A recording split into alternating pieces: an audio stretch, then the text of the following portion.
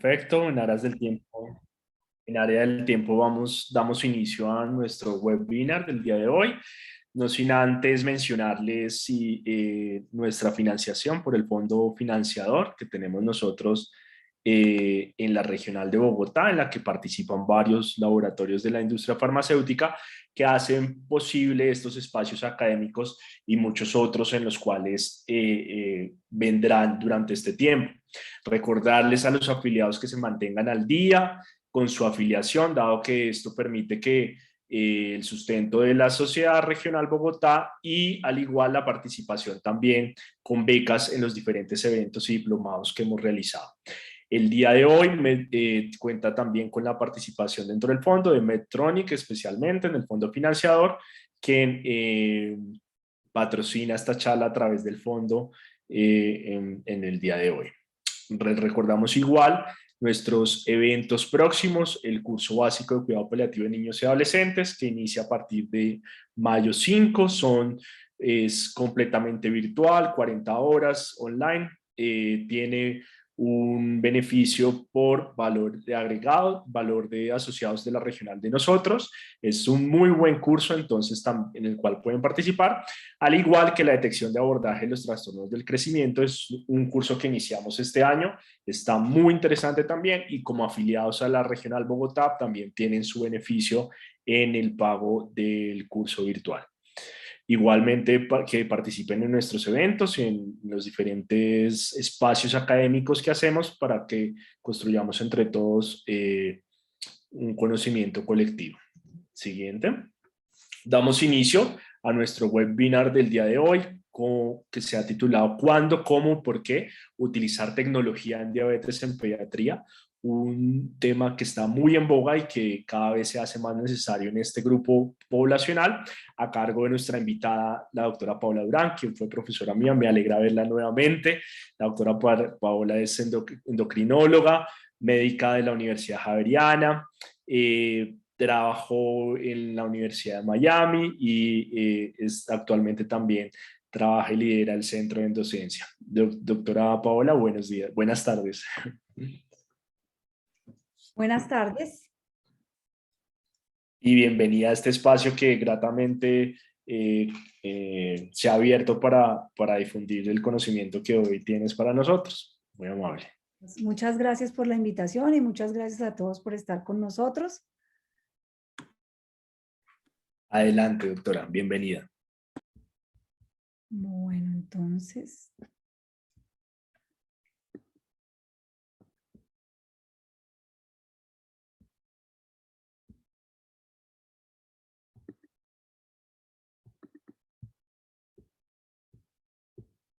¿Dónde está mi pantalla? Susan, ¿colaboras por favor colocando la pantalla de la doctora?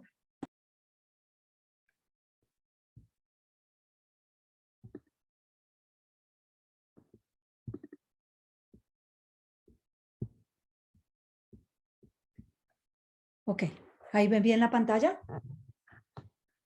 Sí, señora. Perfecto. Bueno, entonces, muchas gracias por la invitación y muchas gracias a todos por estar acá con nosotros esta noche. Vamos a hablar de cuándo, cómo y por qué utilizar la tecnología en diabetes en pediatría.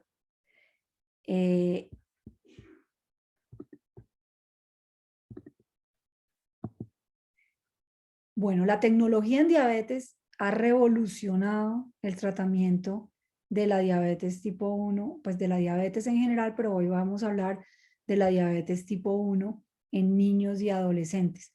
Y estamos viviendo en esta era de esta revolución tecnológica y pues realmente somos una generación que ha sido testigo de dónde venimos y hasta dónde hemos llegado, pero no solamente nosotros como médicos tratantes, sino pacientes que han participado y que nos pueden dar fe de cómo sus vidas han cambiado a medida que ha ido mejorando y avanzando el tratamiento de la diabetes tipo 1.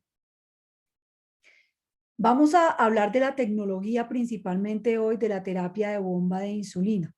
La bomba de insulina, que es una manera de dispensar insulina, como lo vamos a ver, y que viene acoplada a un sistema de monitoreo continuo de glucosa.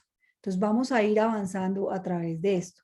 Recordemos que la producción normal de insulina del páncreas es muy variable y cuando hay un páncreas saludable, las células beta van sensando la cantidad de glucosa que hay en el torrente sanguíneo y de esta manera van decidiendo o van liberando la cantidad de insulina necesaria para mantener esa glucosa normal en la sangre y para poder utilizar la que corresponde y crear energía.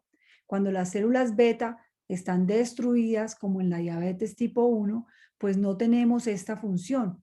Y el gran reto ha sido poder llegar a hacerlo de la forma más parecida a lo que lo hace el páncreas normal.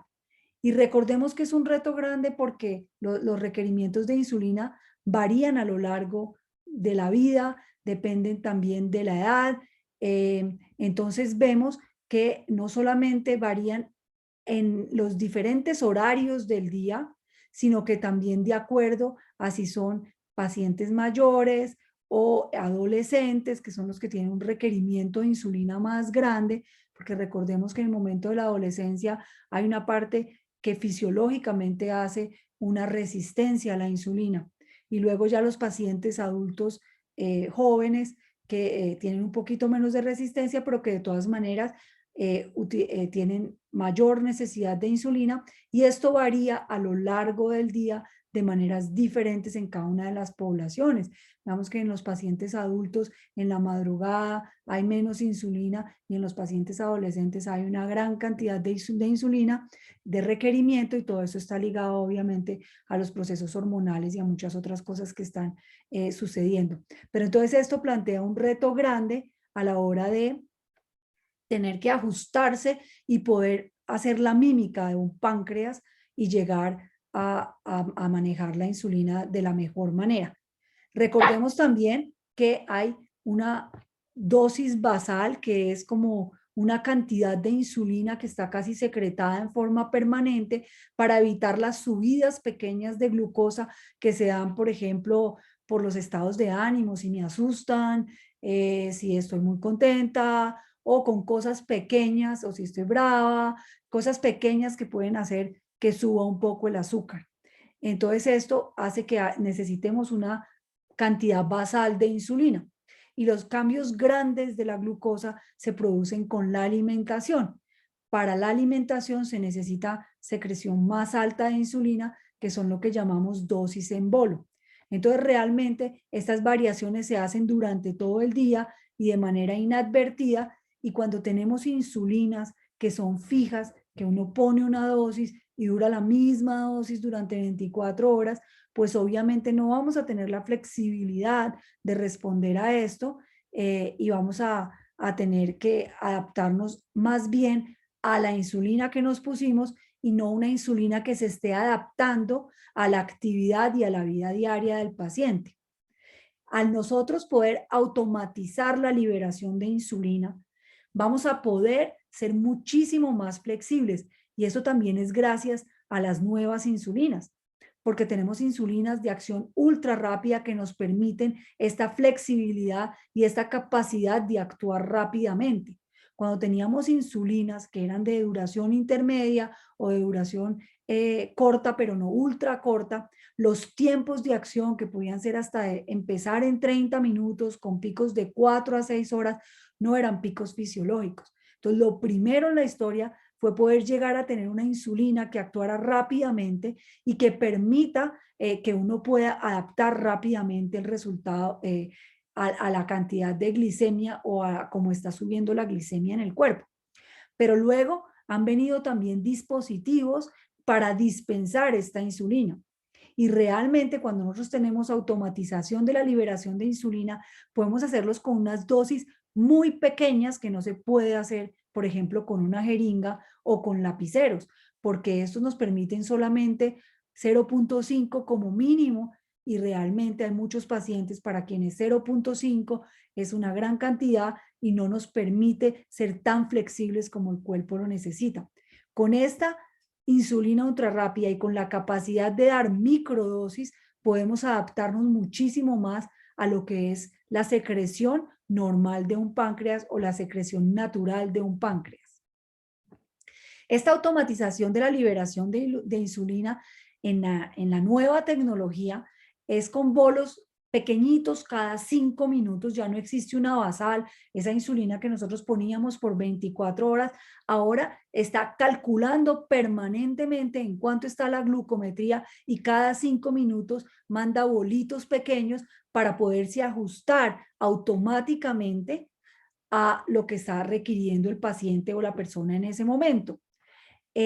Los bolos también se pueden enviar con esta liberación de la insulina automática, bolos de autocorrección. Es decir, si esa basal que estamos enviando llega un momento en que no es suficiente porque hay un aumento grande de la glucosa, se pueden enviar bolos de autocorrección. Y ya les voy a explicar cómo se hace eso y por qué esta tecnología está llegando ya a casi semejar un páncreas y poder hablar de un páncreas artificial.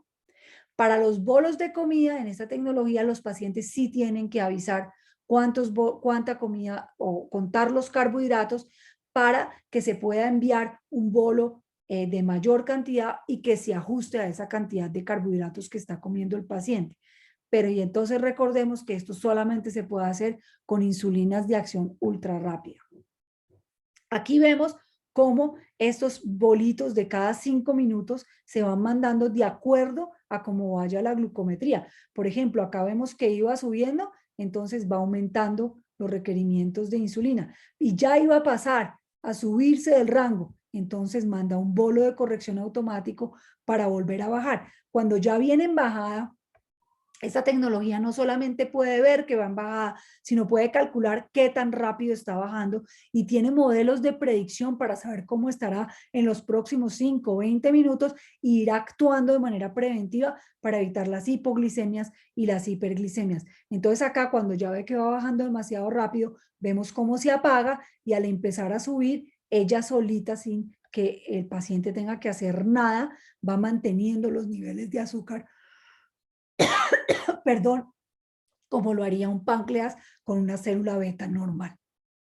Entonces, la automatización de la insulina ayuda porque adapta y ajusta si hay olvido de un bolo, que vamos a ver que es algo que es común en los pacientes, sobre todo en los pacientes adolescentes.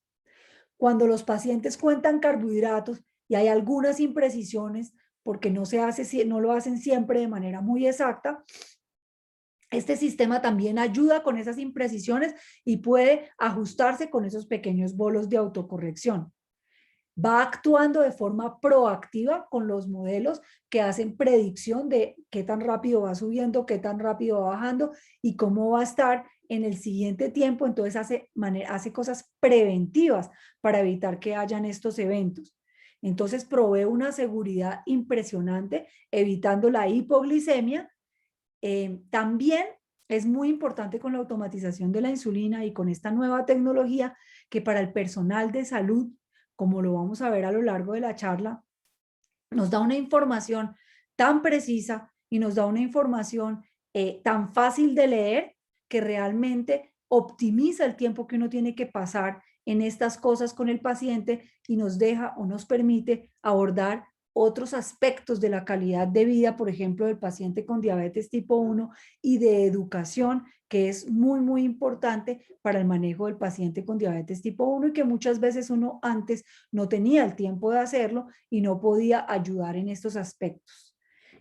Con todo esto se logra tener pacientes que estén en metas y sobre todo en tiempo en rango, que también les voy a explicar qué es. ¿Cómo funciona ahora el monitoreo de glucosa? Porque eso es la automatización de la insulina. El monitoreo de glucosa, que lo hacíamos o se hace algunas veces todavía con glucómetro, hoy en día se hace con la tecnología en diabetes como de manera continua. Podemos saber en forma permanente cómo va la glucometría, cómo va subiendo y cómo va bajando. Es importante saber que el sensor y todo lo que sea monitoreo continuo de glucosa, cualquiera, se mide a nivel intersticial. El sensor queda a nivel subcutáneo y está en el líquido intersticial. Nosotros estamos acostumbrados o estábamos acostumbrados a los glucómetros que miden en sangre y digamos que cuando se mide en sangre hay un pequeño retraso o hay una pequeña diferencia con lo que pasa en el líquido intersticial. Pero los algoritmos de esta tecnología están hechos para calcular y ya se calcula con este retraso. Entonces es muy importante tener eso en cuenta porque a veces, sobre todo en valores extremos, si uno mide con el glucómetro puede tener una diferencia importante con lo que se ve en el líquido intersticial y sobre todo no tanto porque esté en valores extremos, sino porque va subiendo o porque va bajando muy rápido. Es decir, cuando los cambios son muy rápidos puede haber una diferencia importante con el glucómetro y hay que tener eso en cuenta cuando estemos utilizando esta tecnología. Entonces, cuando nosotros hacemos una glucometría, eso es una foto en un momento del tiempo. Pero, por ejemplo, un paciente que antes se tomaba 3 glucometrías, que son estos puntos verdes, solamente nos mostraba 3 momenticos del día. Y uno no podía hacer la diferencia, por ejemplo, con este paciente que nos está mostrando 3 punticos del día, porque no sabía cómo es la película entre esos puntos y cómo es el video de la glucosa. Uno tenía solamente una foto. Pero además de todo eso también aplica para la hemoglobina glicosilada, porque la hemoglobina glicosilada, como es un promedio, pues simplemente si el paciente tiene hiperglicemia y después hipoglicemia, pues va a promediar y al final vamos a tener una hemoglobina glicosilada que pudiera parecer buena, pero no tenemos la realidad de que el paciente está subiendo y está bajando. Entonces, por ejemplo, un paciente con una hemoglobina glicosilada de 6.9% que tiene estos 3 puntos, por ejemplo, están dentro del rango, pero miren lo que pasa. Este paciente está bajo, sube,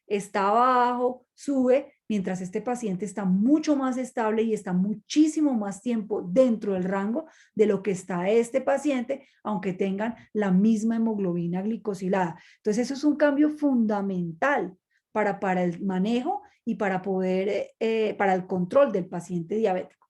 Entonces, esto es lo que pasa si este es el rango donde tiene que estar el paciente, así es como ha evolucionado. Antes teníamos el monitoreo, que eran fotos en algunos momentos del día y pues realmente los pacientes que se tomaban muchas glucometrías, pues se toman 6, 7, que ya es un montonón para estarse pullando y sobre todo en niños.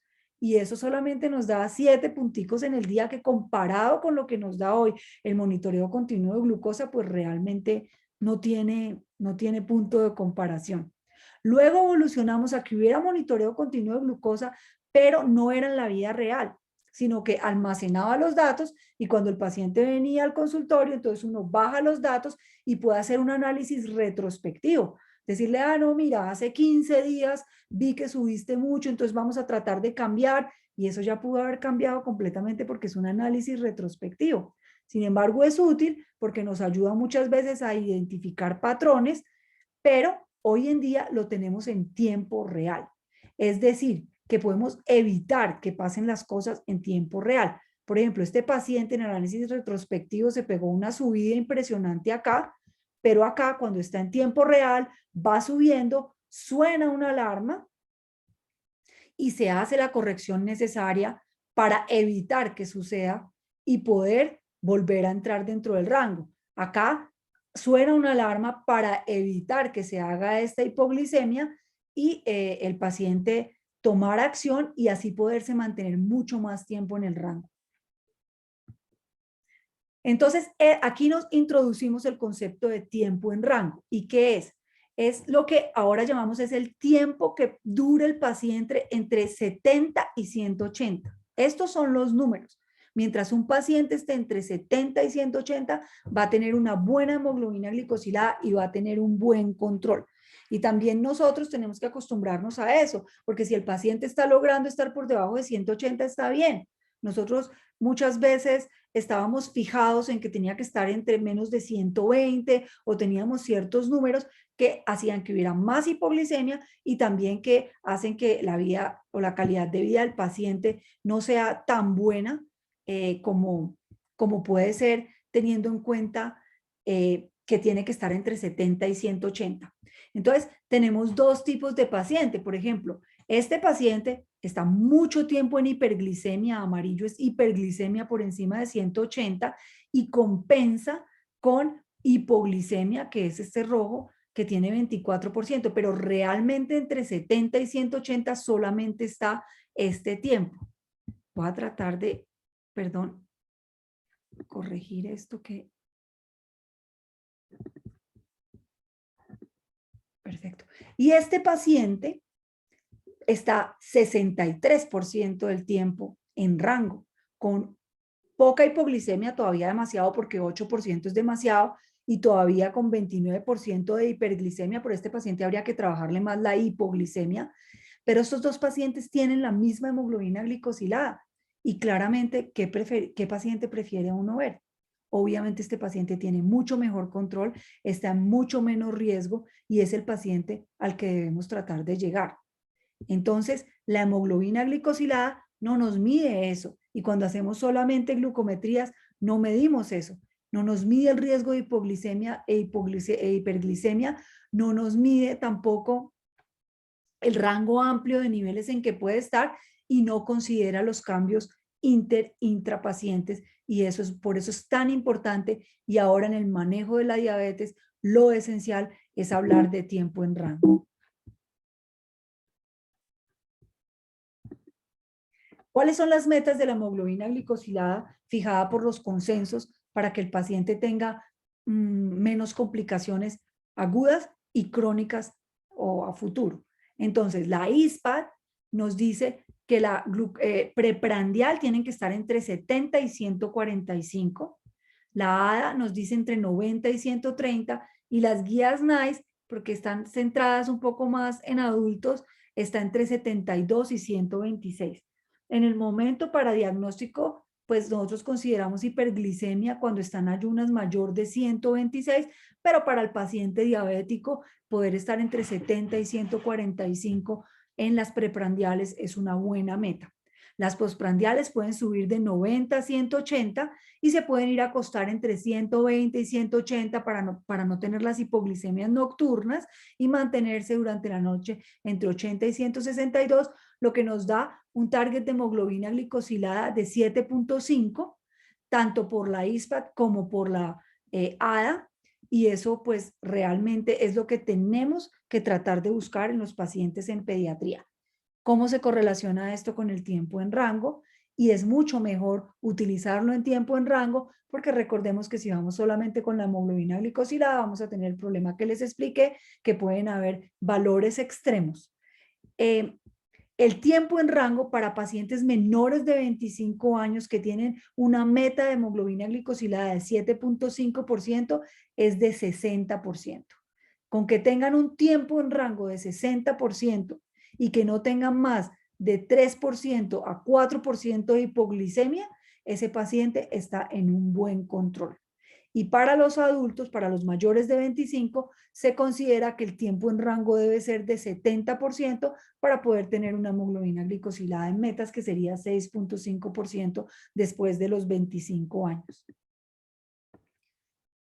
¿Cómo funciona en conjunto este monitoreo de glucosa y esta automatización de la insulina? Eso es muy importante porque esta unión es lo que hace que ya la tecnología de hoy en día sea la primera generación de páncreas artificial. Páncreas artificial es cuando el sensor le puede mandar a la bomba o al dispensador de insulina la información sin tener que pasar por la cabeza del paciente o por ninguna intervención humana. Y esto es lo que se llama un asa cerrada. El asa cada vez se está cerrando más, como les voy a ir explicando. Todavía no está completamente cerrada porque todavía el paciente tiene que tener acciones, tiene que calibrar, tiene que avisarle a la bomba cuando va a contar carbohidratos, pero la carga que se le ha quitado al paciente ya con el momento en que estamos es impresionante. Entonces está la bomba de insulina, que es la que va a dispensar la insulina, está el sensor, que es el que va a estar haciendo el monitoreo continuo de glucosa y enviando la información a la bomba. Tenemos un set de infusión porque esta bomba tiene que estar conectada al paciente a través de una cánula, como les voy a explicar en un momentico, y esta bomba de insulina nueva lo que hace es que ya automáticamente los datos se suben a la nube y pueden bajar hasta a 5 celulares al mismo tiempo, y sobre todo ya quedan ahí para que, por ejemplo, si el paciente tiene un problema y llama al médico tratante, pueda entrar directamente. Con la última generación, la justo anterior de esta, el paciente tenía que bajar datos, tenía que tener una USB para bajar datos. Ahora ya se sube a la nube sin necesidad de que el paciente tenga que hacerlo, y esto ya le quita una carga adicional al paciente. ¿Y qué vamos a ver en la bomba de insulina de lo que le está enviando el sensor? Los valores de insulina, de glicemia que tiene en ese momento. Vamos a ver la tendencia con flechas hacia arriba y hacia abajo. Cómo está la infusión de insulina basal automática y si requiere bolo o no de corrección, o si ha requerido. Vemos el trazado y la lectura que puede estar en un intervalo de tiempo en el monitor. Vemos esto que serían los objetivos. Acá vemos los bolos de hidrato de carbono y se puede enviar los bolos para lo que va a comer el paciente. Y acá vemos pues entonces los niveles de glucometría y acá vemos el puntico de la glucometría más reciente. Entonces en un momento dado solamente el paciente se voltea y tiene toda esta información en la pantalla que la puede inmediatamente poner junta por si acaso tiene que tomar acciones, pero la gran mayoría de cosas en este momento ya las hace la bomba de insulina.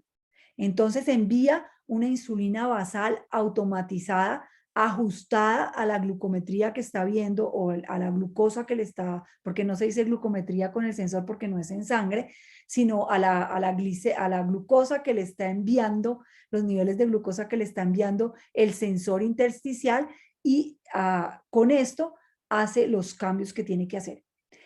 En general, la bomba de insulina anterior tenía, digamos que la información que tiene la bomba es mantenga a este paciente con una meta de 120, variando de 80 a 180 o de 70 a 180, pero para tratar de mantenerlo alrededor de 120. Hoy en día ya se puede ajustar un poquito más y se puede utilizar o 100 o 110, dependiendo del paciente y dependiendo de lo que uno de la sensibilidad y de lo que necesite el paciente en ese momento.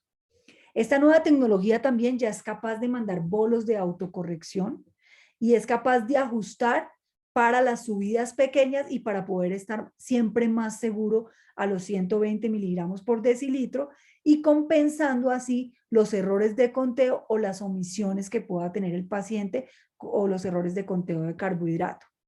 Tiene bolos de comida seguro, se tiene la conectividad a los teléfonos inteligentes para usuarios y para cuidadores al mismo tiempo, y se puede establecer cuando el paciente va a hacer ejercicio únicamente durante un tiempo máximo de 12 horas, uno puede subir el objetivo temporal a 150 miligramos por decilitro, pero luego va a bajar al que uno haya establecido anteriormente, y esto previene las hipoglicemias y ayuda a que el paciente esté más protegido. ¿Por qué 12 horas? Porque hay pacientes que hacen hipoglicemia durante el ejercicio, entonces uno podría empezar antes del ejercicio a enviarles unas horas antes, poner el objetivo temporal de 150. Hay otros pacientes que lo hacen con una cosa bifásica, con un periodo bifásico que es hasta muchas horas después. Entonces podemos dejar el objetivo de 150 por más horas para evitar las hipoglicemias que se hacen en patrón bifásico cuando los pacientes están haciendo ejercicio, y así podemos abarcar la diferencia, porque uno tiene que mirar cómo se comporta el paciente con el ejercicio y así decide cuánto tiempo y desde cuándo quiere poner este basal temporal. Y ya la actualización y la subida de datos de la bomba de insulina se hace de forma automática y le quita otra carga que tenía el paciente diabético para poder estar controlado. ¿Cómo ha sido esta evolución? Recordemos un poco cómo ha sido. Entonces, inicialmente cuando salieron las bombas de insulina para dispensar la insulina, pues tenían el sensor, pero no había ninguna comunicación entre la bomba y el sensor.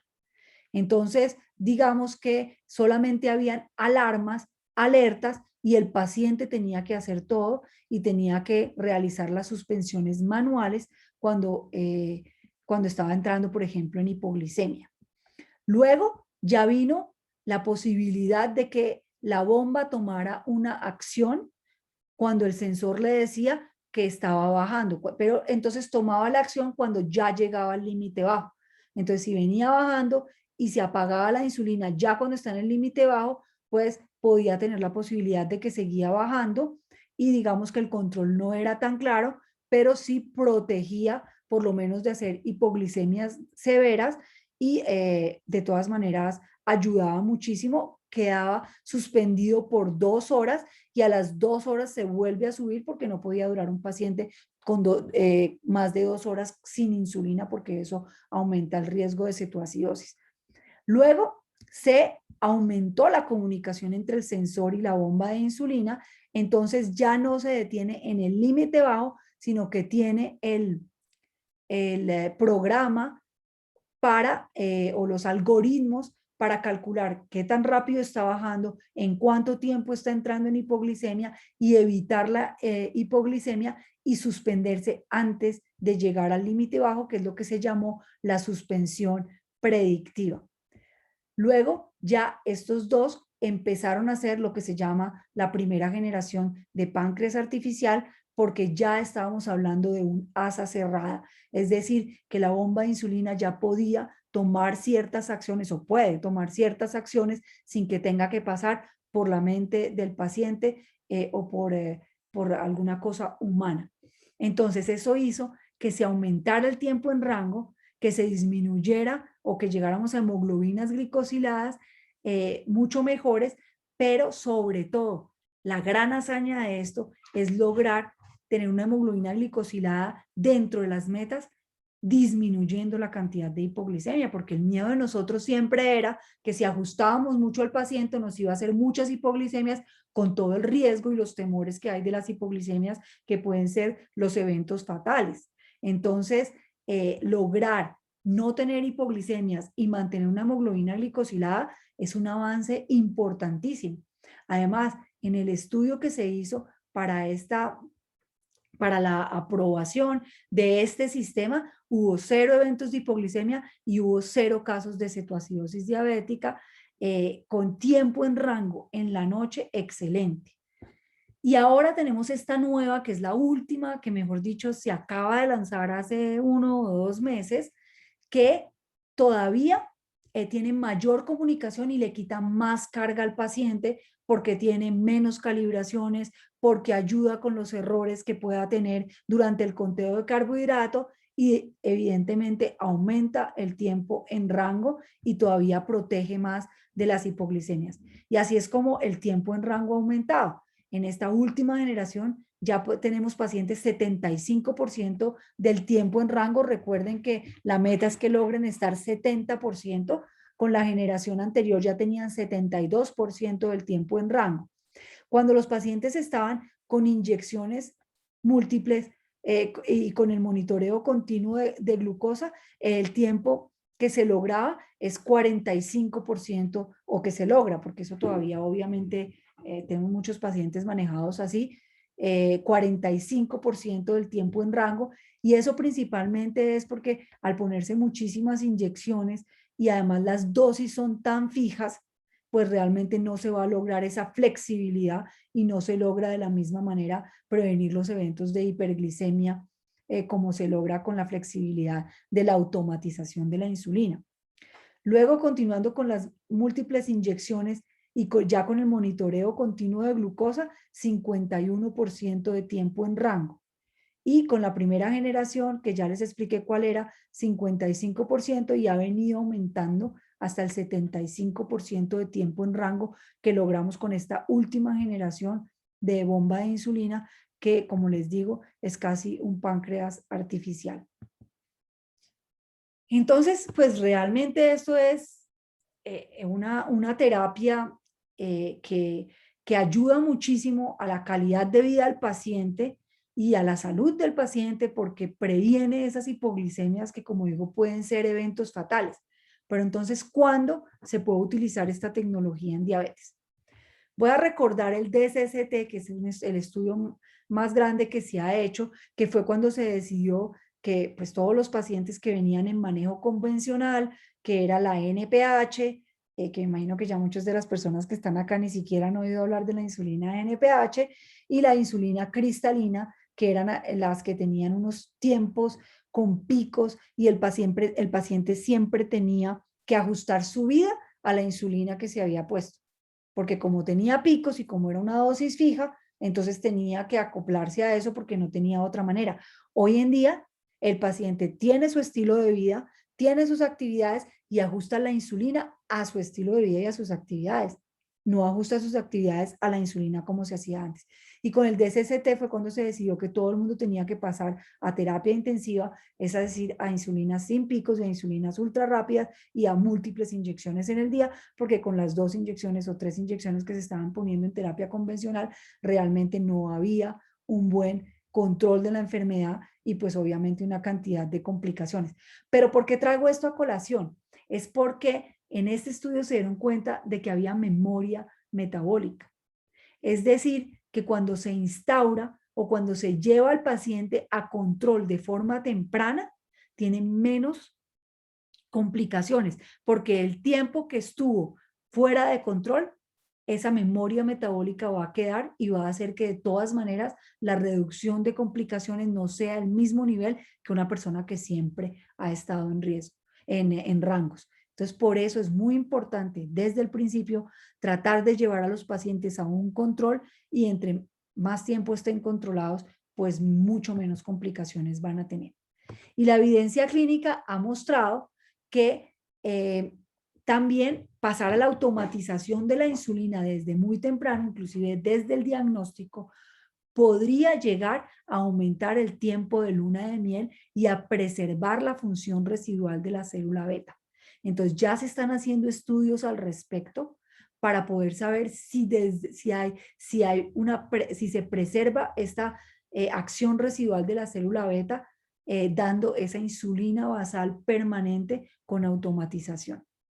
Existen varios consensos también, por ejemplo, este consenso de Canadá, donde nos dicen que el método de elección en menores de 12 años es la bomba de insulina, porque generalmente todos los menores de 12 años van a tener que utilizar unas dosis muy pequeñas, van a tener actividad en el día muy variada, porque los niños corren, juegan y no es programado, mucho menos programado que los adultos. La cantidad de comida que comen, a veces comen mejor, a veces no. Entonces esto hace que tengan que tener un esquema muy, muy flexible para evitar el riesgo de la hipoglicemia y para estar acoplado a esa variación. Y en este consenso dicen que solamente con tener un gran deseo y una gran motivación podrían ser candidatos para tener la bomba de insulina. Y la ISPAD habla de que es el método de elección para niños menores de 7 años, por lo que ya hemos discutido. Obviamente, los pacientes que van a utilizar esta tecnología deben tener ciertos requerimientos. Entonces, hay ciertos requisitos que se deben cumplir. Primero, deben estar dispuestos a hacer una calibración y tomarse algunas glucometrías en el día. Ya con esta nueva tecnología, 2 a 3 para hacer esa calibración podrían ser suficientes. Entonces, pues eso también ha ayudado un montón. Deben saber contar carbohidratos. Ahora, evidentemente, pues hay un margen de precisión en el conteo de carbohidratos y mientras van aprendiendo, está bien poder usar la tecnología, sobre todo porque esta nueva tecnología ayuda muchísimo a esa imprecisión de conteo de carbohidratos, pero tiene que ser dentro de un rango sensato. Por eso es muy importante que aprendan y que sepan hacer conteo de carbohidratos. Es muy importante que tengan un muy buen control médico, que asistan y que sean juiciosos o sea, que sean cumplidos con ir al médico, porque sí necesitan muchísima educación y también necesitan que haya una supervisión para que todo el sistema esté funcionando bien. Y ya en adultos mayores, y bueno, en algunos pacientes también tienen que tener una agudeza visual y auditiva buena, porque tienen que poder meter todos los datos, oír las alarmas, y obviamente sí o sí, esto no puede ser en pacientes analfabetas, es decir, pacientes que no sepan leer y escribir, o pacientes que no sepan sumar o que no conozcan los números, pues definitivamente no se va a poder, pues porque tienen que poder meter el conteo de carbohidratos, tienen que poder ver los números para ajustar y tienen que poder leer las instrucciones que le va dando la bomba al paciente. Entonces eso es muy importante y son requisitos indispensables para poderlo utilizar. En los niños pequeños, como ya vimos, es supremamente buena esta tecnología y hay países donde todos los niños pequeños que están diagnosticados con diabetes salen desde su debut con bomba de insulina para estar protegidos de no tener dosis tan grandes y hacer hipoglicemia y para poder ajustarse a esa flexibilidad que necesitan. Eh, para pacientes que tienen muy bajos requerimientos de insulina, para pacientes que tienen alta sensibilidad a la insulina, y para pacientes que tienen fobia a las agujas. Estos son indicaciones que son muy concretas, sobre todo en pediatría. Ya las indicaciones generales son cuando hay hipoglicemias frecuentes, inadvertidas y nocturnas, en embarazo, también cuando hay alta sensibilidad a la insulina en pacientes ya más grandes. También se puede pensar para pacientes que están haciendo todo correctamente, que hacen el conteo de carbohidratos y que a pesar de eso tienen un pobre control. No es cierto que la bomba de insulina sea un premio para el paciente que está divinamente controlado. No, es un apoyo y es una ayuda para el manejo de aquel paciente que tiene dificultades, pero que está cumpliendo pues con los requisitos de hacer lo que le corresponde de forma correcta. Hay pacientes que tienen fenómeno del ALBA muy marcado y también se debe resolver, o la única manera de resolverlo es con automatización de la insulina. Y para pacientes que ya tengan complicaciones o microvasculares, es muy importante reducir el riesgo utilizando automatización de la insulina. Y debemos recordar que la tecnología es de gran ayuda en niños escolarizados. Varios estudios han mostrado cómo es la adquisición, digamos, de las cosas digitales y hay como una curva de Gauss donde nos muestra que hay pacientes que son innovadores y están listos todo el tiempo a hacer las cosas rápidamente y tienen muchísima facilidad y hay pacientes que son rezagados. Los niños ya son nativos digitales. No son como algunos de nosotros ya prestadores de salud que somos inmigrantes digitales. Es decir, que hemos tenido que acostumbrarnos a toda esta era digital, aprender y hacer esa transición. Ellos ya vienen con ese chip. Entonces tienen una manera diferente de comunicarse, de socializar y de aprender. Y en esta curva los estudios han mostrado que dentro de los innovadores en esta parte de muy temprana adopción de tecnología están los pacientes diabéticos tipo 1 menores a 18 años. Entonces ellos siempre van a estar ávidos por esta tecnología. Y también se ha visto que en esta parte de rezagados estamos muchos de los prestadores de salud, que nos cuesta empezar, formular, adaptarnos a la tecnología y entender que es una de las cosas maravillosas que les está sucediendo a los pacientes con diabetes tipo 1 y poder llegar al uso de la tecnología y la difusión de la innovación. Por ejemplo, la protección y la tranquilidad al dormir que requieren estos pacientes. En este estudio nos muestran cómo el peor miedo que tienen los pacientes tipo 1 y sus padres o sus cuidadores es la hipoglicemia nocturna. Y eso es porque realmente las hipoglicemias nocturnas pueden llegar a ser fatales y son una de las grandes causas de muerte de estos pacientes. Entonces, poder tener una disminución de estos eventos y sobre todo poder estar vigilante. Por ejemplo, imagínense unos padres que tienen a su hijo en el otro cuarto y que se levantan a las 3 de la mañana y de pronto pensando y quieren mirar y lo único que tienen que hacer es levantar el celular y ahí está la curvita de cómo está el paciente, pues eso es una maravilla cuando antes tenían que levantarse, ir al cuarto, mirar si estaba sudando, si estaba respirando bien y en caso de que tuvieran muchas dudas, levantarlo, chuzarlo y tomarle una glucometría al niño, pues realmente esto marca un cambio y una revolución en lo que ha sido de los que conocemos el manejo de diabetes hace 20 años, o sea, tampoco hace tanto tiempo, digamos, en lo que se llaman los tiempos en medicina. Y con esta nueva tecnología, pues hemos visto que pueden estar en tiempo en rango durante la noche hasta 98% y que definitivamente reduce los eventos que van bajando de hipoglicemia en un 51% y también el estudio mostró que hubieron 0 episodios de cetoacidosis diabética e hipoglicemia severa en la noche o en los niños. Y también tenemos que recordar que la tecnología protege a los pacientes durante las actividades. En este estudio nos muestran cómo en pacientes que están haciendo actividad se documentó que hubo una protección del 80%. Es decir, muchísimos casos en que iba a haber hipoglicemia y por tener la tecnología, en el 80% de los casos se evitó. En los pacientes que tenían esta suspensión predictiva, ocurrió la suspensión predictiva en 79%, en 79 de los 105 participantes. Entonces, realmente los está protegiendo y hay que dejar que los algoritmos que han sido muy estudiados hagan el trabajo y protejan al paciente y puedan llegar a mantenerlo en los rangos deseados. Este nuevo sistema, el Minimed 780-50, que es la última generación, reduce la brecha de control que hay entre niños y adultos. Antes, el control de los adultos podía hacerse muchísimo mejor por todas las cosas que he venido explicando, pero ahorita ya vemos que en todos los usuarios hay 75.8% de tiempo en rango. Los mayores de 15 años tienen 76.5 y la brecha es muy corta con los menores de 15 años que tienen 73.9. Entonces, esto pues realmente es un gran logro que se obtiene con la nueva tecnología. Y es muy importante tenerlo en cuenta en los niños, porque así nada los limita. Pueden hacer todas las cosas que quieren hacer, pueden practicar ejercicio, estar en las actividades, incluso en natación, porque esta bomba se puede meter al agua y pueden nadar con ella. En patinaje, en todas las actividades que ellos quieran hacer, están protegidos y lo pueden hacer. Realmente nada los limita teniendo la tecnología.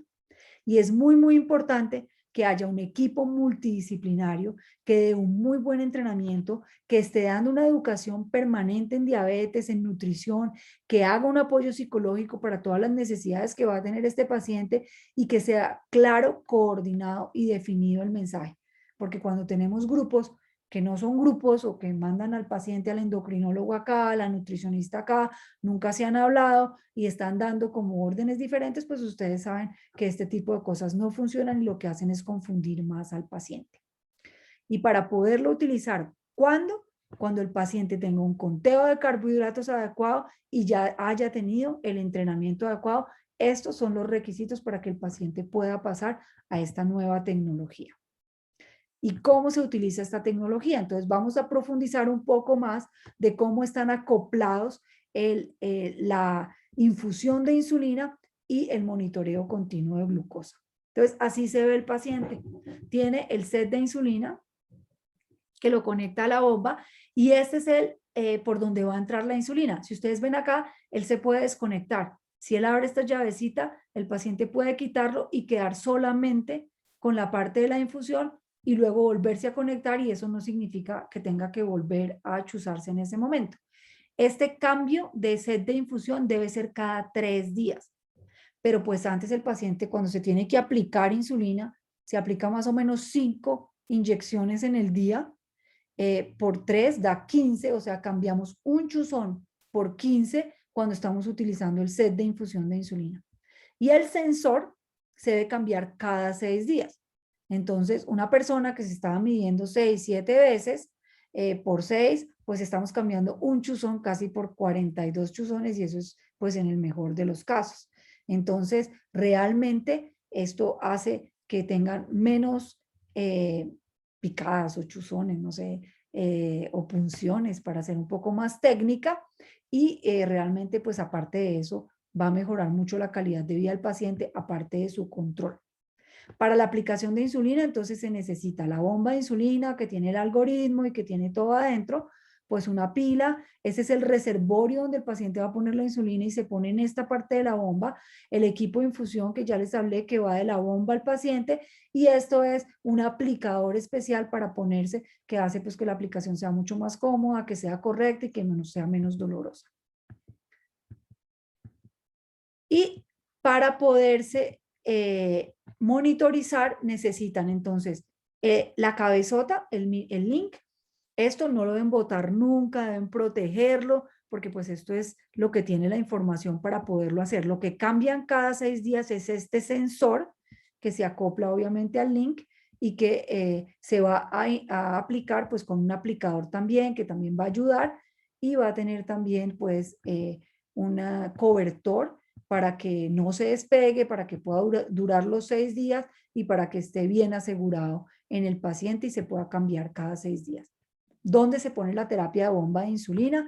Se debe rotar y se pueden utilizar los brazos, los flancos, los glúteos, los muslos y toda esta parte de flancos también. Entonces, pues hay que estar rotando y hay bastantes sitios donde se pueda poner y donde el paciente se sienta más cómodo. Esta nueva terapia, como les explicaba, tiene conectividad con el teléfono móvil, puede recibir notificaciones en el teléfono. Resulta que con los adolescentes muchas veces la bomba pitaba o le pedía alguna cosa y por pura o pereza o pena de bajarse a mirar la bomba, pues no le paraba, o sea, la apagaban, ni siquiera sin mirar, y entonces pues eso hacía que no tomaran las precauciones que se necesitan. Pero ahora les envía todo al teléfono celular. Entonces es una maravilla porque es mucho más discreto. El teléfono celular, pues eso sí, siempre lo tienen en la mano porque ya parece como si fuera parte de ellos y pueden recibir notificaciones si sus niveles de glucosamina están altos o bajos y lo ven inmediatamente, así estén inmersos ahí en el celular haciendo cualquier cosa. Es más discreto y de manera más fácil y se puede compartir hasta con 5 cuidadores al tiempo. Entonces, qué maravilla para unos cuidadores que el niño está en el colegio y permanentemente ven la curvita de cómo está su azúcar y pueden estar tranquilos, o en caso de que vean alguna cosa pueden llamar o pueden ayudar a que se tomen las acciones que se deben tomar. Esto realmente, la tranquilidad y la ayuda que es en calidad de vida es impresionante. Y como les explicaba, ya los datos suben directamente a la nube, entonces pues es mucho más fácil para los seguimientos y les quita otro trabajo a los pacientes con diabetes tipo 1. También se pueden descargar de la bomba de insulina a través de la web, y lo que nosotros vamos a visualizar son las tendencias, la curvita de cómo va, si va subiendo, va bajando, hasta por 24 horas. También lo podemos ver por varios días y podemos ir viendo qué tiempo en rango va teniendo el paciente y la adherencia que ha tenido pues con las cosas que ha hecho, con las cosas que le dice la bomba y el manejo de la terapia, que ese va a ser el mayor rol de nosotros ahorita en la consulta de los endocrinólogos pediatras, es poder analizar qué está haciendo el paciente, cómo lo está haciendo, y la bomba nos da absolutamente toda la información, el care link, el registro que nos sale. ¿Por qué utilizar esta nueva tecnología en diabetes?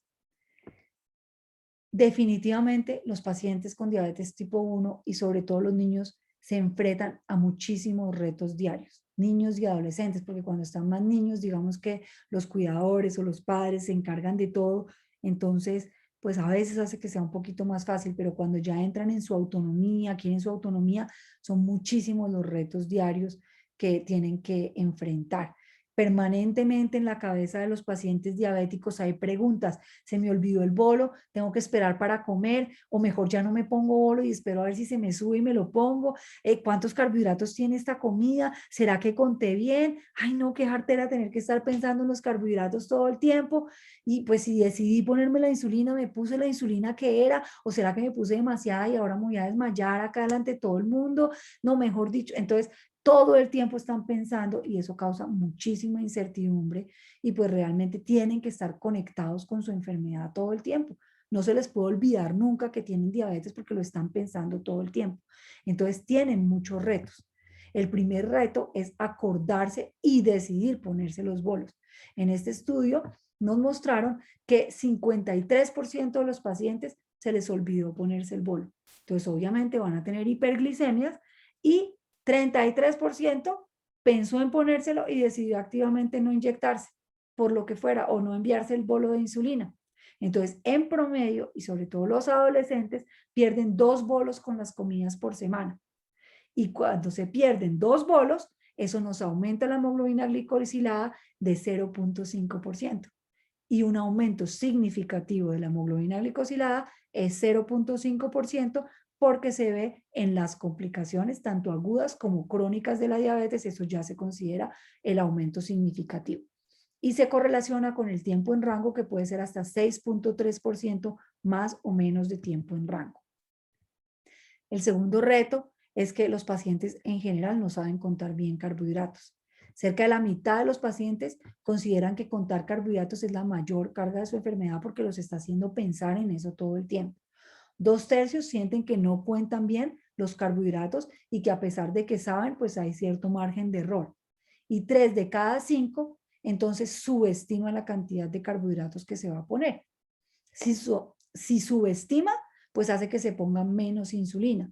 Si se pone menos insulina, esto va a llevar a hiperglicemia en 87% de los casos. Si sobreestima, se va a poner más insulina y le va a causar hipoglicemia en 63% de los casos. Y el tercer reto es con los bolos de corrección. Es saber que está alto y que se tiene que corregir. Entonces, tomar la decisión de hacerlo o estar oyendo esas alarmas, estar pendiente de las alarmas todo el tiempo para hacerlo, pues son retos diarios que tiene que enfrentar el paciente con diabetes y pues más específicamente para nuestro target, los niños adolescentes y los niños pequeños.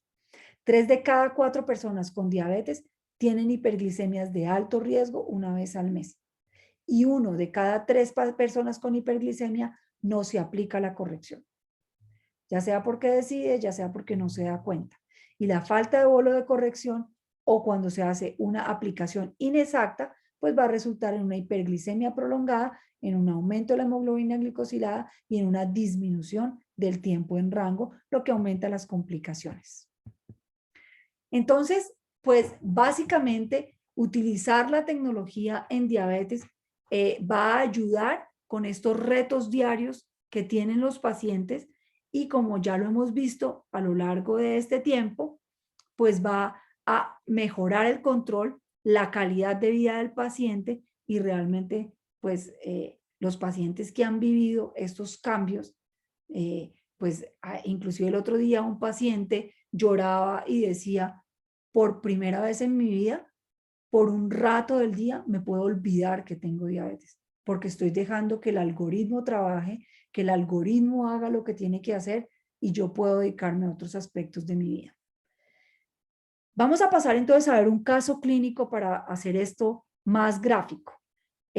No sé, doctor Toro, si hacemos las preguntas ahora o después del caso clínico. No, adelante. Sigue, doctor, ahí al final hacemos las preguntitas. Ok, muy bien. Entonces vamos a hablar de este caso clínico de paciente pediátrico. Entonces, este es un paciente de la vida real de 9 años y 22 días que está en 4º grado de primaria. Le diagnosticaron diabetes a los 7 años de edad. En el momento en que nosotros lo vimos ya tenía 9 años, o sea, llevaba 2 años con diabetes y fue hospitalizado en la Fundación Cardioinfantil por glucometrías elevadas y porque ya tenía poliuria, palidez, obviamente todos los síntomas de una cetoacidosis diabética, la cual estaba presentando en ese momento. Al hacer la anamnesis alimentarias, era un paciente que tenía una alimentación bastante equilibrada, pero que no estaba haciendo el conteo de carbohidratos y pues evidentemente esto estaba repercutiendo en su control. Un paciente que jugaba fútbol 4 veces a la semana con duración de 2 horas y pues que muchas veces tenía que parar su juego para poder medirse y saber cómo estaba y evitar que hubiera algunas complicaciones. Y es un paciente que tiene un sueño normal, se acuesta a las 9 de la noche, se levanta a las 6:30 y vamos a ver qué estaba sucediendo durante el sueño.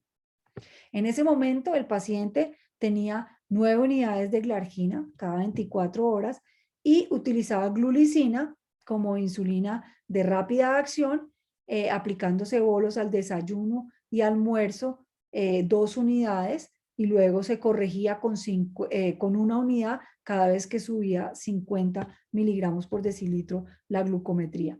Y en la cena se ponía 1 unidad de 100 a 150, eso era lo que estaba utilizando, haciéndose aproximadamente 8 glucometrías diarias.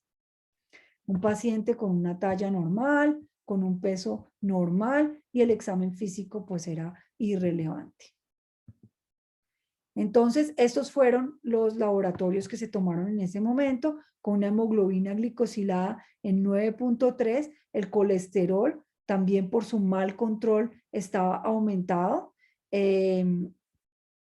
una glicemia pues en ese momento de 164, su función tiroidea normal, pero estaba con pobre control metabólico y había tenido una hospitalización por descompensación de la diabetes una semana antes.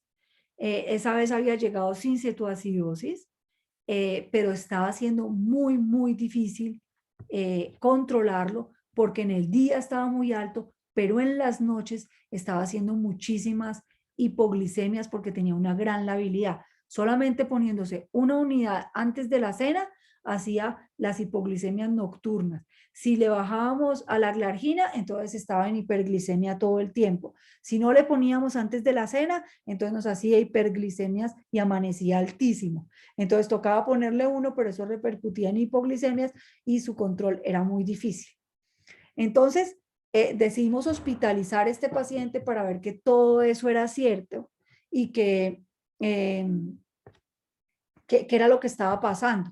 Él tenía múltiples hipoglicemias nocturnas documentadas, como ya les dije, y no podía dormir porque entonces, y la mamá tampoco, porque les tocaba pararse toda la noche a darle comida y ya llevaba varias noches así. Le toca darle múltiples alimentos durante la noche porque hacía hipoglicemia inferiores a 50 miligramos por decilitro que ya son graves y que pueden ser hasta fatales. Y le aplicaba lo de la ley de 15-15 que les recuerdo que es comer 15 gramos de carbohidrato y volverlo a medir a los 15 minutos para ver cómo va la recuperación. Y cuando ya llega pues a un nivel normal, entonces pues ya no come más, porque la idea tampoco es que coman un montón y hagan hiperglicemia y después toque corregirlo.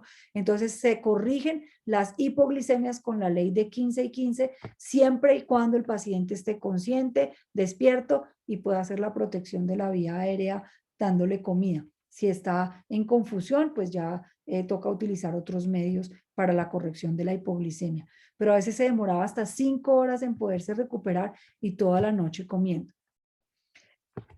La madre decía que cuando se recupera hacia las 3 de la mañana, nuevamente a las 5 de la mañana le hacía hipoglicemia.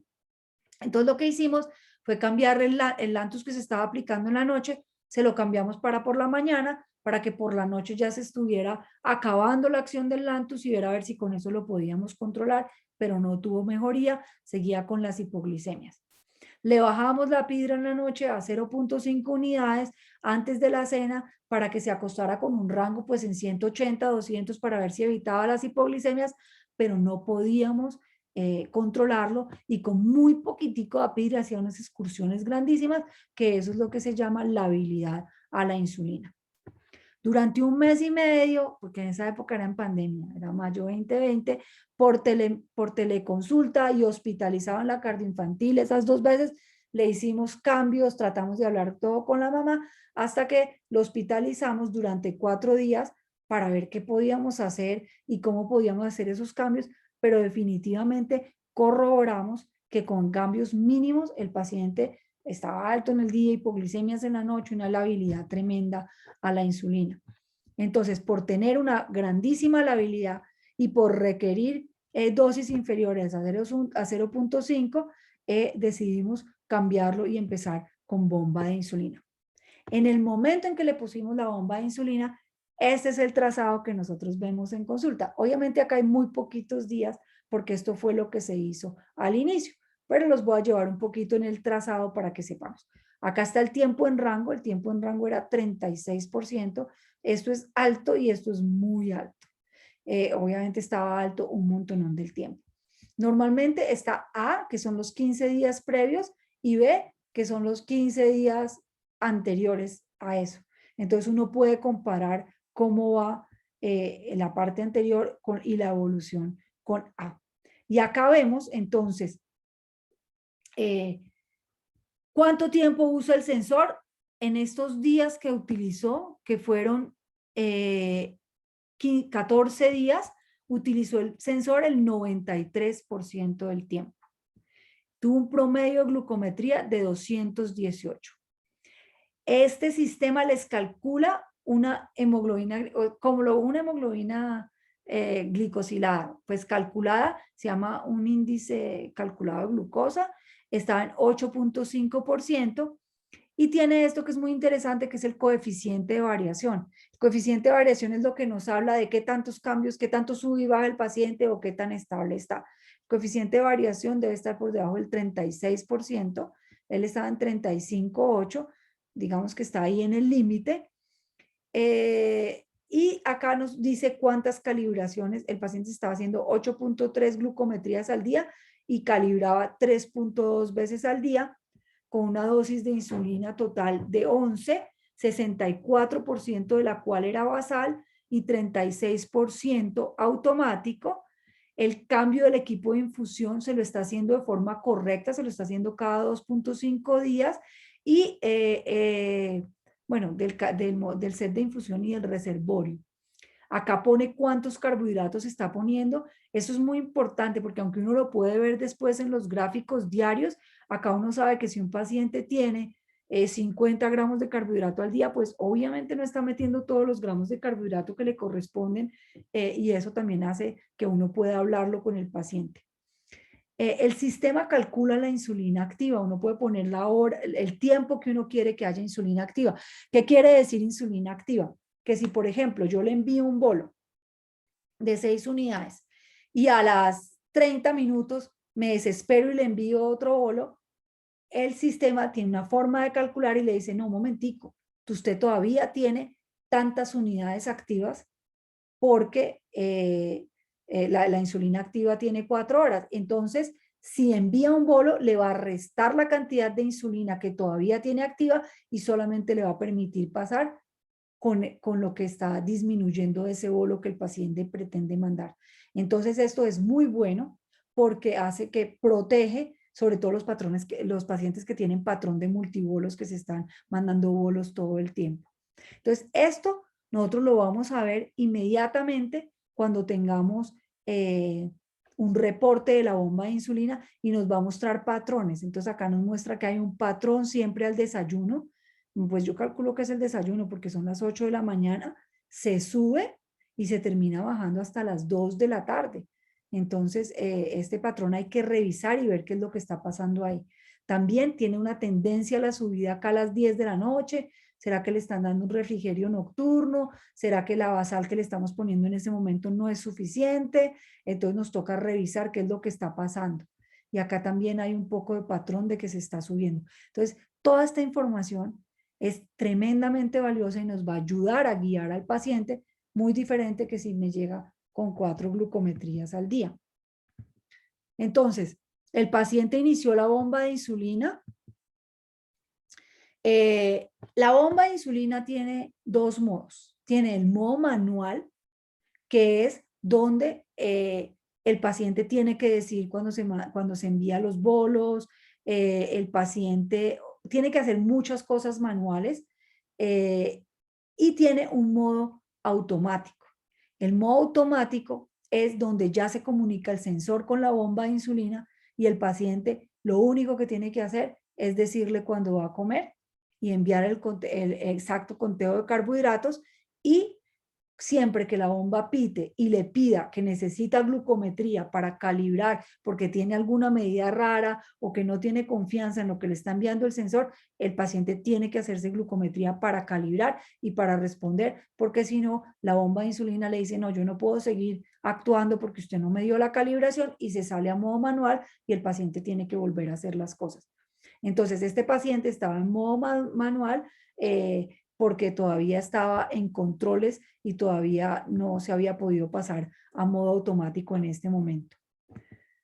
La madre refiere en esta consulta que ha tenido una conjuntivitis alérgica, que ha estado supervisando y que tiene alimentación estricta y que está haciendo muy buen conteo de carbohidratos. Ya en este momento se le había educado para conteo de carbohidratos, que sigue haciendo ejercicio 4 veces por semana, aproximadamente 40 minutos, duerme bien, pero todavía le parece que la bomba está pitando mucho por la noche y que pues no los está dejando dormir, entonces nos toca seguir ajustando esto. Está muy bien en el colegio, este paciente todavía es prepuberal, entonces tiene pues como menos variaciones, eso es importante tenerlo en cuenta. En la consulta también, pues uno habla de dónde está el set de infusión, dónde lo tiene puesto, cómo está, si luce bien, si tiene síntomas de infección, si está irritado. Entonces, y uno está mirando también que no tenga lipodistrofia porque siempre está usando el mismo sitio, pero ahí se veía en buen estado. Y tenía el sensor en el brazo izquierdo y también uno revisa que esté en buen estado, que esté bien colocado y que esté funcionando de manera correcta. Ya en la siguiente consulta, el paciente fue pasado a modo automático. La mamá reporta que están muy contentos con los resultados, que están tranquilos, que está pudiendo dormir, que estuvo ya todo el entrenamiento, que se lo hicimos en Endociencia, que es el Centro Endocrinológico Pediátrico para pacientes con bomba de insulina, y hacemos el entrenamiento ahí. Es un entrenamiento donde entran en inmersión los padres, el niño durante 3 a 4 días y donde estamos durante esos 3, 4 días enseñándoles absolutamente todo acerca del uso de la bomba de insulina. En Colombia, cualquier paciente que reciba una bomba de insulina, antes de empezarla a usar, tiene que tener un entrenamiento de estos de inicio de bomba, que les estoy hablando de 3 a 4 días con inmersión, y esto es cubierto obviamente por Medtronic para que el paciente pues pueda utilizar la bomba de la misma manera, es decir, que no tiene costo para el paciente y es un requisito más de la compañía para proteger a los pacientes, no es que sea por ley, aunque ya muchas EPS y muchos lugares están exigiendo que se tenga esto para que el paciente pues haga buen uso y esté protegido con la tecnología. El paciente está asintomático, ha estado con el conteo de carbohidratos y les voy a mostrar la mejoría que se aprecia en el trazado y los pacientes, el papá, el niño y la mamá llegaron felices, satisfechos a la consulta, pues hablando de la calidad de vida y del cambio tan grande que había sido. Entonces, el paciente podíamos ver en el trazado que tenía una dosis diaria total de insulina de 20 unidades, recuerden que en el anterior estaba en 11, 53% basal y 47% en bolo. El coeficiente de variación está en 35.9. El uso del sensor fue del 95% y el paciente casi nunca se salió de modo automático, es decir, que estaba cumpliendo con los requisitos y estaba en 97% del tiempo en modo automático. Y el tiempo en rango inicial era de 36% y subió a 69%. Entonces, con la mejoría de calidad de vida del paciente, con un aumento ya por encima del 60%, que es lo que piden los estándares, está en 69%, y con mínimo porcentaje de hipoglicemia. Entonces, uno analiza en ese momento y mira, bueno, pues 3% de salidas a modo automático, de modo automático realmente es muy poquito, pero de todas maneras uno puede mirar por qué se salió y en este paciente esas poquitas veces que se había salido era porque la bomba estaba dando la infusión máxima de insulina, pedía glucometría y el paciente no le estaba dando la glucometría. Logramos con este paciente en 6 meses, en un paciente adolescente, en 6 meses, con 1 o 2% de episodios de tiempo de hipoglicemia, sin ningún episodio grave de hipoglicemia, reducir la hemoglobina glicosilada de 9.3 a 7.7, es decir, llevarlo casi a las metas en 6 meses. Y esto llevó a una mejoría de su colesterol, bueno, todavía está un poco elevado, pero mejoró notablemente con respecto al principio. Y bueno, esto también le disminuye las complicaciones agudas y sobre todo las complicaciones a largo plazo. Entonces, así es como se ve. Él estaba los 15 días primeros del último mes, 60% de tiempo en rango y los siguientes 15 días, 61% de tiempo en rango. estuvo 97% del tiempo en modo automático, solamente 3% lo sacó a modo manual. El promedio de glucometría bajó a 166, que recuerden que tiene que estar entre 80 y 180. Y la hemoglobina glicosilada calculada por el sistema bajó a 7.3. El coeficiente de variación, bueno, acá está un poquito alto, pero había estado en 36.5. Nos muestra que el paciente está haciendo buenas calibraciones, 4.6 calibraciones. Nos muestra el porcentaje de basal y el porcentaje de bolos, y se está cambiando cada 3 días el set de infusión como debe ser. Está introduciendo la cantidad de carbohidratos y tiene un promedio de 3.3 comidas en el día, que eso también nos da información, porque a veces es como si el paciente tuviera un promedio de una comida en el día. Eso quiere decir que no está metiendo los gramos de carbohidrato y que no está enviando los bolos que debe enviar en la comida. Y como les conté, la gran proeza, o sea, todo es muy bueno, pero solo con 2% de hipoglicemia leve y ningún episodio de hipoglicemia grave, porque es que en el cambio del manejo de pacientes, con diabetes, lo que más era el coco para todo el mundo era estrechar las metas, porque siempre los llevaba a una hipoglicemia, y las hipoglicemias pues es el peor miedo que tiene tanto los pacientes como los cuidadores y todo, porque es un miedo real. Bueno, muchísimas gracias. Espero haber explicado de forma clara, pero dejamos un espacio abierto para discusión y para preguntas y para ver qué más podemos aclarar. Doctora, muchas gracias. Buenísima la conferencia y la charla. Y ya han llegado varias preguntas en los diferentes grupos de WhatsApp y acá en el chat interno también. Entonces vamos a tratar de resolverla.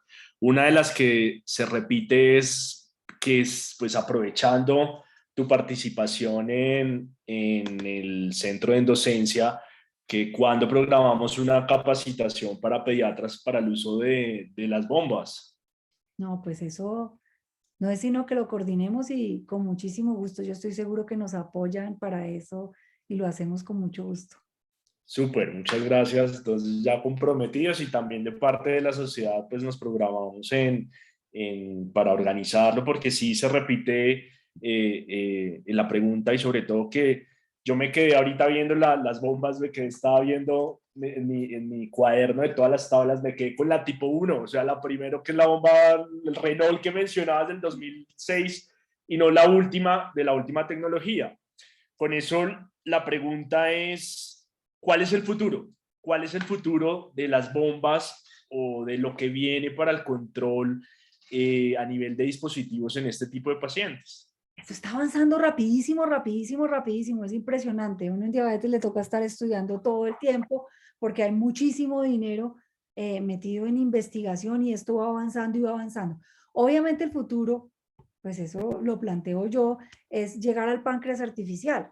Entonces llegar a un momento en que el algoritmo hace todo, y que el paciente no tiene ni que contar carbohidratos ni que decir qué es lo que está comiendo, sino que el paciente se tiene que dedicar únicamente a tener un estilo de vida saludable. El ejercicio es un pilar súper importante, pero protegido por el algoritmo y por la tecnología en diabetes, no tener que hacer absolutamente nada. Y me imagino que más adelante hacer que todo este equipo sea tan chiquitico e implantable, y pues ya tenemos un páncreas artificial tecnológico.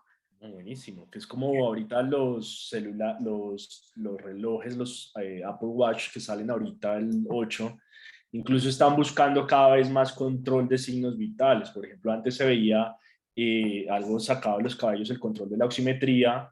Hoy ya post pandemia todo el mundo quiere mayores dispositivos con esto, y también Apple está buscando uno en los relojes a futuros, no en el que viene, pero en los futuros, por ejemplo, control de la glucometría a través del sensor que tú decías, que mide por el líquido intersticial. Entonces es muy bueno. Conectando con tu respuesta, otra pregunta que de pronto para aclarar en el auditorio: ¿cuál es la diferencia entre el páncreas artificial versus bomba de insulina? Eso, ya estamos en la primera generación de páncreas artificial. Páncreas artificial, se habla de un páncreas artificial ya, digamos, cuando no tiene que pasar nada por la mente o que humana y no tiene que hacer nada el paciente. O sea, que el paciente no tenga que ajustar manualmente con el dispositivo, sino ya a través de... Tenga que interactuar, sino que el dispositivo haga todo, ahí ya llegamos a un páncreas artificial. Pero ya estamos en la primera generación, porque ya de noche, cuando el paciente no come, cuando el paciente no, pues si no come, no hace ejercicio y está dormido, la bomba hace todo. Ya se comunica directamente el sensor, ya manda la basal, ya sube y baja cada 5 minutos, manda los bolos de autocorrección. En la noche es un páncreas artificial. Tenemos que llegar a lograr eso con toda la actividad todo el tiempo, pero todavía el paciente ya le ha quitado un montonón de carga al paciente y lo hace casi todo, pero todavía tenemos que poner el conteo de carbohidratos, aunque ya esta nueva tecnología ajusta para los errores que haya con conteo de carbohidratos, pero todavía el paciente tiene que contar carbohidratos, meterlos a la bomba y la bomba decide el bolo que le va a mandar. Ya no, el paciente ya no le puede decir que no, porque antes el paciente tenía que aprobar o no el bolo, ya no. La bomba le dice, yo sé más que tú, entonces yo lo pongo y si no, no lo mando. Entonces, eso ya lo hace esto. Y la otra cosa es que todavía pues yo creo que eso siempre va a ser y me gusta que sea porque pues no sé, de todas maneras uno no puede dejar, en cualquier tecnología tiene que haber algún tipo de supervisión, pero todavía pide calibración cuando dice, no, acá hay algo que no me está cuadrando del todo, es usted no el promedio que lleva, no está como venía, o por favor deme una calibración y dígame si está bien lo que me está diciendo el sensor. Ahí ajusto esa pregunta. Yo voy conectando las preguntas con lo que nos vas diciendo para que sea un conversatorio también como interesante. Ahí decías, cuando el sensor de la bomba empieza a pitar, ¿en qué casos, porque es una pregunta, en qué casos se activan esas alarmas de la bomba? No, eso es una protección todo el tiempo. Cuando uno programa, uno puede decir cuándo quiere que pite en alto, cuándo quiere que pite en bajo, pero en general pita cuando está subiendo, cuando está bajando, o por ejemplo, si subió y la bomba de insulina tiene que estar mandando mucha insulina, está en el máximo, entonces también le pita para avisarle. O sea, son alarmas que le están avisando al paciente, oiga, mire que hay algo que está pasando. Y uno las Doctora, programa. nos Uno también se preguntan puede también, apagar todas las alarmas, lo cual no ok. es recomendado. Eso es una Y en maña los que... adolescentes, ¿qué pasa? Nos dicen que es un grupo etario y yo trabajo especialmente con este grupo y uno ve que hay los dos extremos, ¿no? Los muy juiciosos, que ya vienen entrenados desde pequeños, como mostrabas en las diapositivas, o los que se detectan ahorita y empiezan con todo este cambio del adolescente, este cambio comportamental, que la herencia en tratamiento es muy difícil. Sí, la adolescencia es una época difícil y de hecho es la época de mayor riesgo. Las dos épocas de mayor riesgo para el paciente pediátrico diabético son el momento del diagnóstico, que no se haga a tiempo, que lo traiga muy tarde, etcétera, y la adolescencia, que es cuando empiezan las conductas de riesgo. ¿Y con Pero las es bombas son muchísimo juiciosos? porque ellos se enganchan con la tecnología y como ellos tienen una manera diferente de aprender y de adaptarse, entonces hoy en día para ellos esta tecnología es una ayuda impresionante.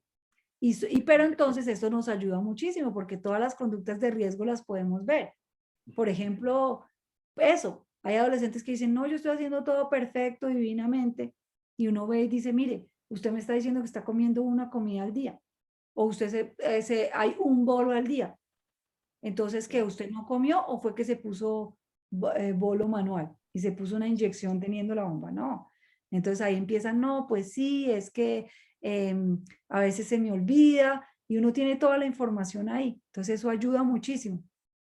Claro, ya no hay forma de mentir porque lo que mostrabas en las gráficas, las tendencias dice, oiga, ¿qué pasó acá? Si fue administró poca comida o le están dando o comió algo ahí a escondidas, ya es más certero como el tratamiento y el diagnóstico, ¿no? Sí, uno tiene el video de lo que está pasando todo el tiempo y lo va analizando. Perfecto. Acá dentro de las indicaciones nos mencionabas que una de las indicaciones para la bomba es que el paciente tuviera un adecuado conteo de carbohidratos. Y nos pregunta la doctora Núñez, si bien menciona esa indicación, uno de los, ¿qué se hace en la práctica con estos niños de 4 a 5 años que por supuesto por su capacidad intelectual no podemos exigirle ese conteo de carbohidratos? No, pero es que esos pacientes los manejan los cuidadores, claramente. Ujú. O sea, más o Se menos un entrena ahí a paciente la de mamá, al colegio. psicomotricidad. Sí, Cuéntanos un poquito de esa experiencia en esos casos, cómo es ese entrenamiento, cómo es esa red de apoyo del paciente. bueno, primero y ante todo, bueno, la casa Medtronic hace cursos permanentes de conteo de carbohidratos y usualmente nosotros tenemos como regla que primero nos tienen que venir con un certificado de un curso para saber que sí están sabiendo contar carbohidratos. Entonces, existe ese recurso. También tenemos, Los profesores también se incluyen en esos cursos o solo los padres? pues pueden ir los que quieran en realidad, pero también tenemos cursos online. También tenemos ya pregrabados donde se les explica todo. También hay cartillas de conteo de carbohidratos con ejercicios donde aparece todo. Entonces, pues muchas veces ellos pueden ser autodidactas y muchos de ellos lo son. Eh, y uno mira si lo están haciendo bien o si lo pueden hacer. Durante ya el entrenamiento, que son 3 a 4 días, también se hace toda una tarde de volver a refrescar y de volver a afinar los conceptos de conteo de carbohidratos. O sea, ¿desde qué edad, en tu experiencia, empiezas la bomba? No, pues como te digo, hay países donde todo niño menor de 7 años empieza con bomba de insulina, pero es que para los niños chiquitos es una maravilla. Primero porque la manejan los padres, entonces uno está seguro que la van a manejar Sí. pues de una forma súper meticulosa. Ujú. Segundo, porque necesitan unas cantidades de insulina tan pequeñitas que no se pueden dar de otra manera. Y porque tienen todas las variaciones en el día. Un niño de 2, 3 años corre, juega, pues qué actividad programada va a tener. Uno no puede, ay, no, le voy a poner un basal temporal de 150 porque esta tarde vas a clase. No, este chino está corriendo en el parque todo el tiempo, entonces es muy impredecible y la bomba ayuda muchísimo a prevenir estas hipoglicemias. Entonces, realmente en niños pequeños es una gran indicación. La edad no tiene límite. Uno los puede... Bueno, mentira, la última bomba de insulina está aprobada a partir de 6 años. La Ok. última.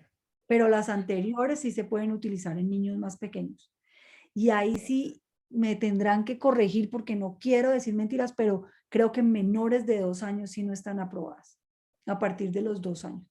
Pero como te digo, a partir de ahí sí se pueden utilizar y, y son de gran ayuda. Ahora, cuando el niño, yo tengo un paciente, por ejemplo, que tiene bomba de insulina desde los 3 años. Una maravilla, está perfecto, o sea, desde que empezó ha tenido la hemoglobina, y es un niño, ha tenido la hemoglobina glicosilada entre 7 y 7,5. Cuando empezó él, porque ya está más grande, a poder ser autónomo, que eso fue una discusión muy activa que tuvimos con los padres, porque al principio Ujú. estaban todo el tiempo y él ya empezó, no, pues yo necesito irme a dormir donde mis amigos. Entonces, se calcula que uno les puede empezar a soltar cositas con supervisión por ahí desde los 8 años. Ujú. Y ya que ellos lo puedan hacer absolutamente solos y estar a cargo, pues en general sí debe ser por ahí 13, 14 años y de todas maneras pues van a requerir supervisión. Por eso es tan importante dentro de los requerimientos que cumplan con las citas médicas, que tengan educación y que haya una supervisión. Ok. Doctora, de pronto para claridad nos hacen esta pregunta. ¿Después de cuánto tiempo del diagnóstico se puede iniciar la bomba? Se puede iniciar en el diagnóstico. Es lo que yo estaba diciendo, hay pacientes en países que salen desde el diagnóstico con la bomba de insulina y hay muchos estudios que dicen que pacientes, muchos no, están haciendo los estudios para ver, porque se cree o hay una hipótesis muy fuerte en que pacientes que tienen la bomba de insulina desde el principio preservan la función de la célula beta, prolongan la luna de miel, y eso pues obviamente mejora muchísimo el control y disminuye las complicaciones a largo plazo. Uno ve en los hospitales pediátricos de afuera, en los países desarrollados, que salen desde el hospital, salen con su bomba y salen bien entrenados, y eso es lograr Exactamente. una adherencia adecuada. Sí. Ahí nos preguntan, relacionado con eso, pues con la adquisición de la bomba, ¿Cuál es el proceso de solicitud del paciente de la bomba frente, sobre todo en el paciente de EPS? Bueno, miren, la bomba de insulina ha sido tan impactante en la disminución de hospitalizaciones, en la disminución de complicaciones, que está incluida en el POS. Entonces, obviamente, pues se tienen que verificar los requisitos y tiene que ser un proceso acucioso, minucioso y saber a quién y en qué momento se le da la bomba de insulina, pero está cubierta en el POS. De hecho, pues siempre son las EPS las que pagan por la bomba de insulina. También se ha visto pues que realmente al disminuir las hospitalizaciones, las asistencias a urgencias, el costo-beneficio vale la pena, o sea, se Es equipara. mayor. Y si ponen trabas, ¿uno a quién recurre? ¿O cómo orienta al paciente desde el pediatra hospitalario, desde el pediatra de consulta? Como, ¿qué le dice uno a los papás? Oiga, haga esto, ¿cuál es el paso a paso para que no les pongan tantas trabas en el sistema? Yo pensaría, o sea, yo sé que eso es una utopía porque sé que hay muchas zonas que están descubiertas y sé que pues somos pocos, pero creo que para llegar digamos, a la formulación de una bomba de insulina, pues es ideal que sean vistos por un endocrinólogo pediatra. Pero en los casos en que no se pueda, pues se formula la bomba. Las personas de Medtronic hacen un entrenamiento, inclusive hacen un acompañamiento inicial al médico o a veces acompañan también durante la consulta para poder ayudar a los ajustes y a las cosas que haya que hacer, y pues realmente ellos son muy activos y están muy comprometidos. Como les digo, ellos son los que cubren el entrenamiento de los pacientes. No entregan bombas de insulina sin paciente que esté completamente entrenado y con la seguridad de que va a estar protegido y va a tener mejor calidad de vida con esta tecnología. Entonces yo pienso que para casos en que no se esté logrando, pues se pueden apoyar o en algún endocrinólogo pediatra o en el personal de Medtronic. Claro, sí, sin lugar a duda, ustedes de la mano. Eso está muy claro, perfecto. Ahí, en relación a la pregunta anterior, la doctora Sandra Morales pregunta, ¿cómo podemos los pediatras en una consulta estándar de un niño diabético en 20 minutos ayudar en el control de este tipo de pacientes que usan esta tecnología? Pues a mí me parece importante y por eso me gusta mucho la idea de que hagamos como un entrenamiento, Sí, porque si ustedes saben leer y aprenden a leer el reporte del CareLink, pues van a tener muchísima información y toda la educación que ustedes puedan ayudar, dar y reforzar en los pacientes, pues es realmente lo que se necesita en este momento. Y ya el tiempo de consulta con esta tecnología y con estos reportes que uno los lee, pues cuando uno coge práctica los lee bastante rápido y puede ubicar rápidamente dónde están los puntos esenciales, pues uno puede dedicarse a la educación, porque el paciente diabético, pues como todos los pacientes, pero especialmente ellos, el foco va a tener que estar en los hábitos de vida saludables. Entonces ahí uno puede volverse a sentar con ellos, hablar de la alimentación, hablar del ejercicio, hablar del sueño y tener todas esas cosas en cuenta y acompañarlos mucho más y además apoyarlos en las cosas que se le presentan día a día, y puede abordar muchísimos otros aspectos del paciente que pues van a ser indispensables para su calidad de vida. claro. Me pareció muy útil las gráficas, porque si uno aprende como pediatra, por ejemplo, a saber esos picos, uno le dice, oiga, chino, ¿qué está pasando? ¿Usted qué está comiendo de noche? ¿O qué no está comiendo? ¿O el desayuno? Entonces, complementa mucho el trabajo que vienen haciendo ustedes como para ayudar, como apoyando, como pregunta la doctora. Eh, Nos pregunta la doctora Alexandra Neampira. Buenas noches, doctora. Excelente charla. Muchas gracias por la información. Cuando el paciente tiene eh, una interferencia, como infección, o cuando, digámoslo, un proceso de infección, trauma, cirugía, etcétera, ¿cómo se maneja la bomba de insulina? Una intercurrencia. exacto, en casos, eso también es un apoyo muy grande, porque uno puede, digamos, si estamos en modo manual, uno puede poner un segundo patrón donde si tiene mayor requerimiento de insulina, le da mayor insulina, que eso muchas Eso veces lo pasa más, durante las eso a infecciones. veces. Ujú. Pero en ese momento, pues uno lo que puede hacer es ayudar más con las correcciones o subir las basales, y también la bomba, como va recalculando todo el tiempo, pues se puede dar cuenta que hay una tendencia a la alta y va a ayudar en ese proceso. Entonces, por ejemplo, ayer llegó una paciente a urgencias de la Fundación Cardioinfantil que tiene bomba de insulina. Afortunadamente, con los pediatras de la Fundación Cardioinfantil ya hemos tenido varias capacitaciones y ellos no le quitan la bomba de insulina. Sería un error quitársela en ese momento. Es decir, obviamente si ella llega alta, pues uno revisa. Primero que el set esté bien, que esté pasando la insulina, pero seguir haciéndolo con la bomba de insulina es casi como si le pusieran un goteo.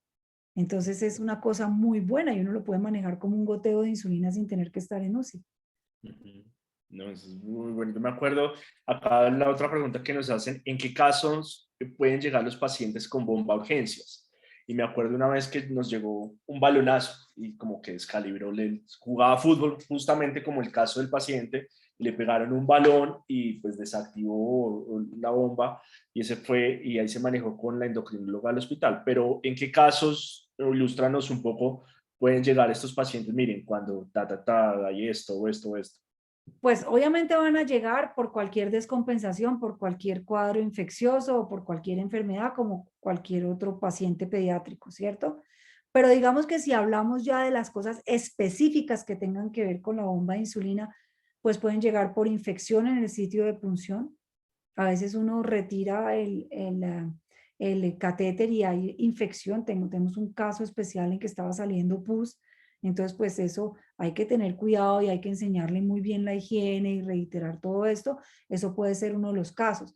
Otros casos es porque, a ver, cuando ellos se suben, ellos deben hacer un intento de corrección con la bomba. Si no baja, inmediatamente tienen que pasar a aplicación manual y ponerse la inyección manual.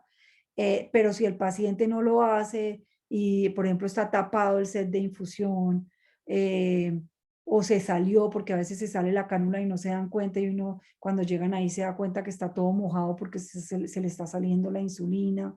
Entonces, esos podrían ser casos, o se paró la infusión, o se desconectó, o se acabó la pila, pero pues para todo eso hay muchísima seguridad y hay muchísimas alarmas. Tienen que ser pacientes que realmente han descuidado el sistema o no lo han hecho de la manera en que uno les ha dicho para tener que llegar a casos de urgencia. Ustedes siempre nos colaboran, incluso en los turnos, en madrugadas, son una especialidad muy juiciosos con nosotros, pero nos preguntan a veces en ocasiones en la área hospitalaria, en ese turno de madrugada, ¿cierto? Entonces llega el paciente descompensado, siempre hay esa incertidumbre de si apagar o no la bomba. ¿En qué casos hay que apagar la bomba? Si está en hipoglicemia, por ejemplo, hipoglicemia permanente, pues yo creo que hay que apagar la bomba. Y lo que yo digo, por ejemplo, si ya se trató la corrección con la bomba y no está corrigiendo, hay que bajar el paciente con insulina exógena, pues con insulina manual, y luego se mira si es que la bomba está fallando o qué es lo que está pasando. Pero primero hay que poner al paciente en un área segura. Entonces, en esos casos en que vemos que realmente no está funcionando, que se hizo el intento, habría que apagar la bomba y pasarlo a un área segura. Y ya cuando el paciente esté bien, entonces uno entra a revisar si hay daño en la bomba, si está mal puesto el set de infusión, si la insulina que le metió a la bomba de pronto estaba caducada, o no sé, toca hacer todo el chequeo de cada una de las cosas. Perfecto, doctora. Muchas gracias. Y nuevamente acá nos dicen que se podría realizar un taller de capacitación. Nuestra presidenta, la doctora Marisa Lucher, dice, comprometidos ya con la doctora Paola a hacer el taller, lo organizaremos con tiempo para ilustrarnos más de las bombas y de su uso, y sobre todo de todas estas nuevas tecnologías que se acercan para el control de los pacientes diabéticos. Claro que sí, con muchísimo gusto. Muchas gracias por tu participación, muchas gracias a todos los asistentes. Les recordamos conectarse a nuestros webinars. Este webinar queda grabado en la página de la Sociedad de Pediatría Regional Bogotá y estén atentos a través de los medios virtuales y de nuestras redes sociales, pues de toda la información en la que participamos. Agradecemos nuevamente al Fondo Financiador y a Medtronic por todo el apoyo y por este evento académico. Feliz noche, doctora, y muchas gracias. Muchísimas gracias. Hasta luego. Un gusto volverte a ver. Feliz tarde. Hasta luego. Gracias.